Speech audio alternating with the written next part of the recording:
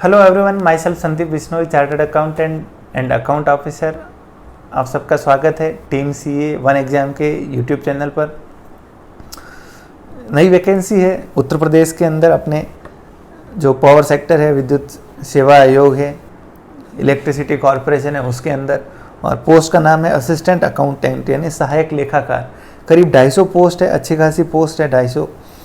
और job wise भी कहें तो एक मिडिल लेवल की अच्छी पोस्ट है, जिसके अंदर अपने जो ग्रेजुएशन लेवल के स्टूडेंट हैं जिन्होंने ग्रेजुएशन कर रखी है वो सारे इसके लिए एलिजिबल है। तो मैं इस वीडियो के माध्यम से सबसे पहली चीज़ तो इस वैकेंसी का एक क्विक ओवरव्यू आपको बताऊंगा क्या चीज़ है।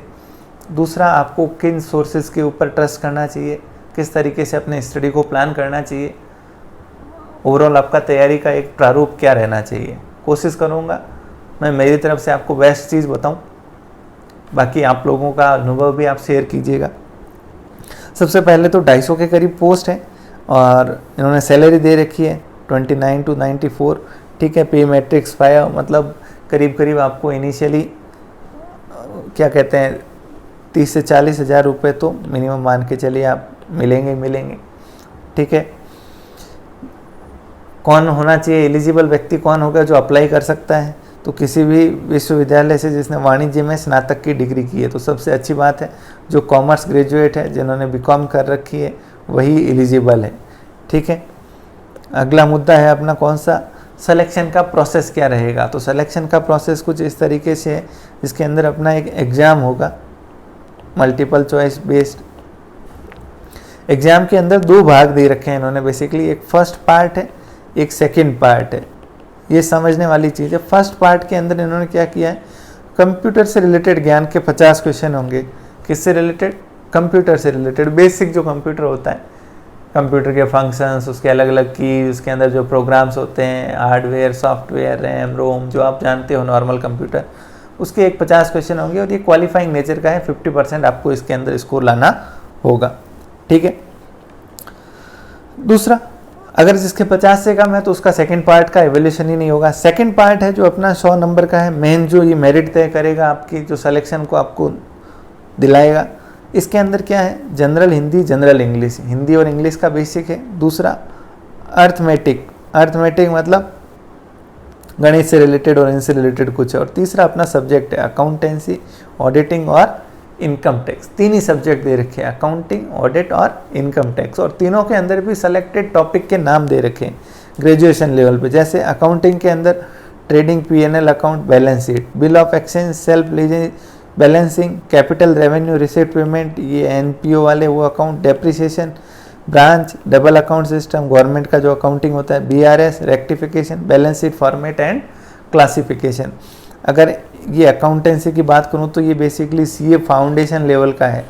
अगर आप board of studies BOS ICAI की जो साइट है उस पर जाके CA फाउंडेशन का अकाउंटिंग का मॉड्यूल देखोगे तो उसमें आपको ये सारे टॉपिक मेजरली मिल जाएंगे, लगभग 90% मिल जाएंगे और बेस्ट तरीके से एक्सप्लेन किए हुए हैं। सेकेंड चीज़ आती है ऑडिटिंग और इनकम टैक्स। ऑडिटिंग के अंदर तो बहुत ही खास चीज़ है क्या, ऑडिटिंग का ऑब्जेक्टिव, वाउचिंग वेरिफिकेशन और ऑडिटर के राइट्स और ड्यूटीज़ और लाइबिलिटीज़, 3 ही चीज़ दे रखी है। ठीक है, तो इसके अंदर आपका बेसिकली कंपनीज एक्ट जो है वो कवर हो जाएगा, सेक्शन 143 वगैरह वो। ठीक है। Last, income tax, provision relating to income from salary and provision relating to chapter 6 A deduction. Salary और चैप्टर 6A के डिडक्शन, फिर TDS और इनकम टैक्स के जो रिटर्न्स और TDS के रिटर्न्स और जो भी फॉर्म्स होते हैं 26 AS वगैरह, उन सब का एक बेसिक ज्ञान आपको होना चाहिए। 3 सब्जेक्ट है।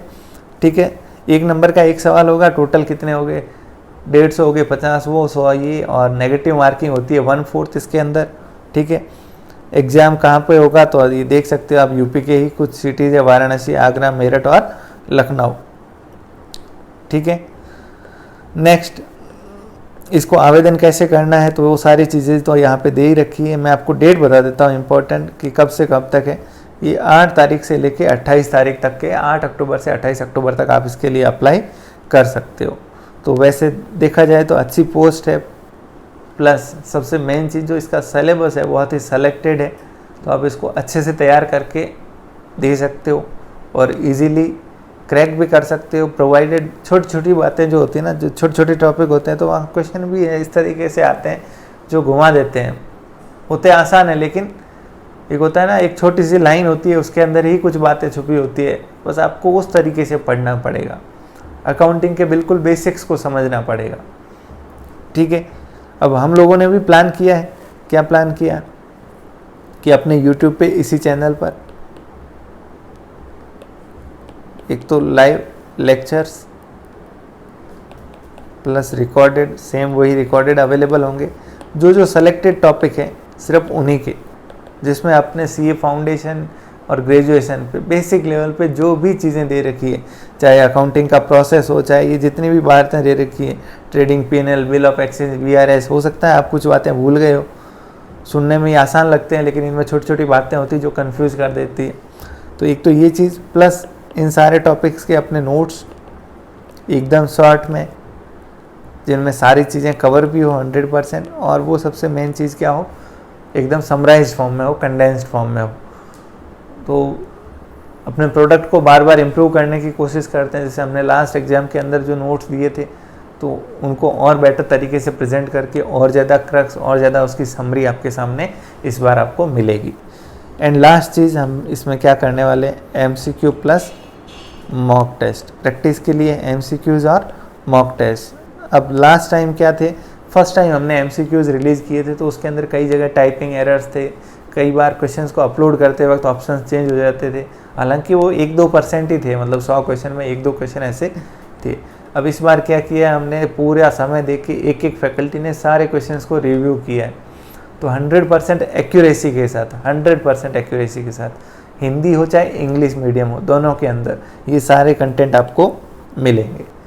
बाकी कॉस्ट इसकी क्या होगी तो वो तो आपको मिल जाएगी, वैसे नॉमिनल कॉस्ट पे रहता है ये सारा, एकदम नाम के बराबर आपसे कोई फीस ली जाएगी। बस अगर आप तैयारी कर रहे हो तो लग जाइए, अपना सिलेबस अपने पास रखिए, और सबसे मेन चीज़ है अपना सोर्स, किस चीज़ को आप यूज़ करने वाले हो वो आज ही सेलेक्ट कर लीजिए, फिर उसको चेंज नहीं करना, चाहे आपको दुनिया की कोई ताकत आके बोल दे। क्योंकि देखिए, पढ़ाने वाला आपको यही चीज़ पढ़ाएगा, ट्रेडिंग P&L है, उसको ट्रेडिंग P&L आपको समझ आना चाहिए, उसकी सारी बातें आपको पता होनी चाहिए, उसके अलावा नया तो वो कुछ बताने से रहा।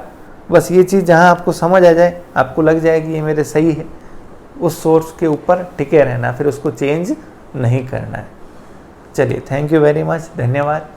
उम्मीद करता हूँ आपको ये जानकारी आपके लिए कहीं काम आएगी प्रिपरेशन में। Thank you.